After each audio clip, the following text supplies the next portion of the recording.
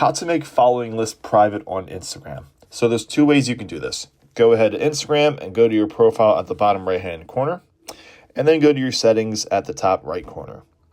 So from here, you just want to go down to where it says account privacy, and you want to go ahead and click that, and you can go ahead and make a private account. Go ahead and check that on.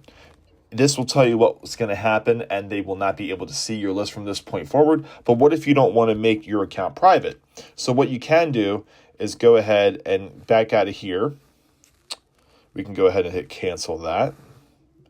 Make sure this is public from this point forward. But you can go back and you can scroll all the way down where you see more info and support, and go ahead and hit help. And you want to report a problem. So go ahead and click that.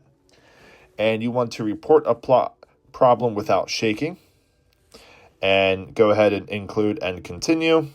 And from here, what you want to do is simply ask to hide your following list without making your account private.